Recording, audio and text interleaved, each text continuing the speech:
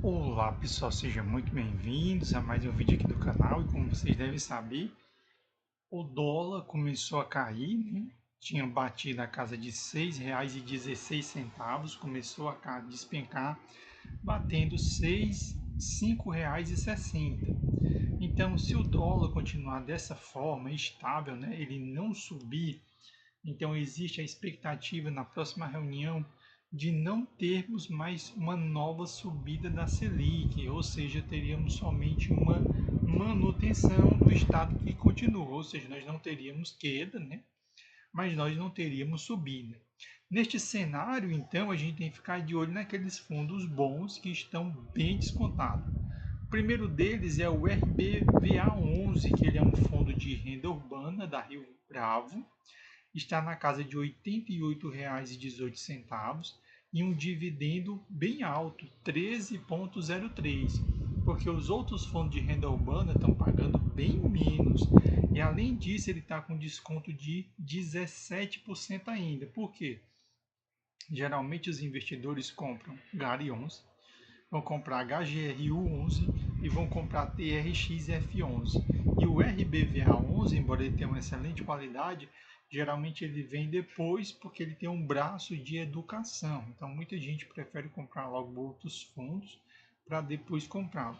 Então o dividendo dele fica muito alto, porque se nós pegarmos a Selic na casa de 14,25, depois do desconto do imposto de renda, quando você descontar, né, essa renda fixa, você ainda vai seguir perdendo ainda para 13,03 isento de imposto de renda. Liquidez 1,76 milhões, tinha caído bastante na casa de 12% devido à grande subida da Selic, mas como existe a expectativa da Selic não mais subir, né? Então ele saiu da casa de R$ 75,00, foi para a casa de R$ 87,30, só que ele tem um potencial incrível de voltar para a casa dos R$ 100, principalmente se a Selic começar a cair, porque aí o dinheiro sai da renda fixa e vai para os fundos imobiliários. Tanto que no último mês ele cresceu 6,45%, nos últimos 3 meses aí 15,28%. Quando nós descemos mais aqui um pouco, tem uma taxa de administração muito baixa, 0,35%, vem se aproximando de 70 mil cotistas, tem um valor patrimonial onde a cota está muito distante, que é R$ 106,54. Seu último rendimento foi de 90 centavos. Então, se é de 90 centavos, a gente espera no mínimo que essa cota ela venha bater a casa dos R$ 90, ou seja, ainda faltariam R$ 2 aqui para ele chegar no valor bem interessante, certo? Ou seja, um valor que já deveria começar a ser reavaliado. Vacância de 4,8, mais de 15 milhões de cotas sendo negociadas e o patrimônio de 1,66 bilhões, né? Como vocês podem observar, ele tinha caído de forma muito intensa, mas voltou a subir, já ultrapassando o IFIX e provavelmente em breve vai passar o CDI, até porque no longo prazo ele vende-se o CDI tranquilamente, né? Porque aqui é isento de imposto de renda. Seu dividendo médio nos últimos 5 anos é 14,8% e atualmente ele está pagando 13%, ou seja, ele já subiu bastante, mas pode subir ainda mais, certo? Com relação a imóveis, só em São Paulo ele possui 50, no Rio de Janeiro 20, Minas Gerais 3, Pernambuco 2, Ceará 2, Paraná 2, Maranhão 1 e Distrito Federal 1 e o Rio Grande do Sul 1.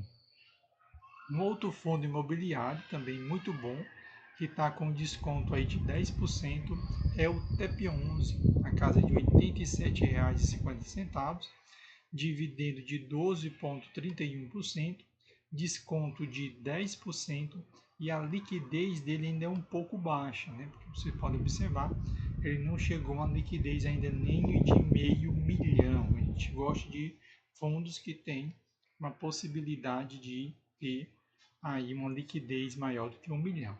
Só que ele é aquele fundo que você tem que investir para o longo prazo. tanto que ele já subiu 4,66, está fora do radar da maioria dos investidores, e o interessante é que ele tinha batido na casa de R$ 70,43 e subiu feito um foguete, inclusive já ultrapassou as máximas, né? Tanto que no último mês ele subiu 5,69, mas nos últimos 3 meses, com a expectativa de manutenção da Selic, ele já foi para casa de 24,24%, ou seja, o que a renda fixa leva 2 anos para atingir, ele entregou aí em 3 meses, né? Que a renda fixa está pagando hoje 14,25. Aqui nós temos 24,24, ou seja, dentro de 3 meses você teve uma subida na cota maior do que 2 anos de renda fixa, né? Então foi interessante ter mantido o dinheiro aqui sem investir na renda fixa. Taxa de administração 1,17%, número de cotistas 28.700, valor patrimonial R$ 96,92 e o seu último rendimento aí na casa de 95 centavos.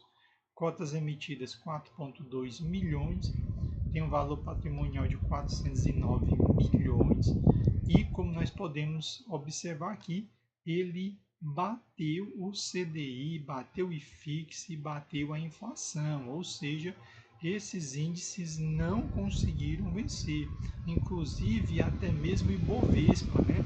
Então o TEP ele se posicionou de forma muito bem, batendo em todos os índices, né? Ou seja, que coloca ele em um outro patamar, certo? Muitos investidores estão investindo nele porque o dividendo dele médio é na casa de 10,95 e ele está pagando 12,31, né? Ou seja, um excelente retorno. Quando nós descemos aqui embaixo, ele tem 5 edifícios, né? Ou seja, não é escritório não, ele tem edifício inteiro que pertence a ele.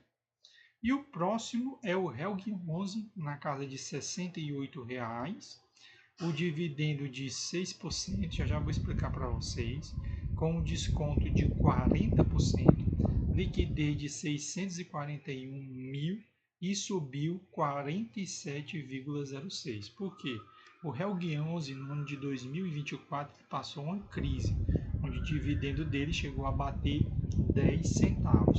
Mas depois eles conseguiram se recuperar, seu dividendo ali conseguiu subir bastante, né?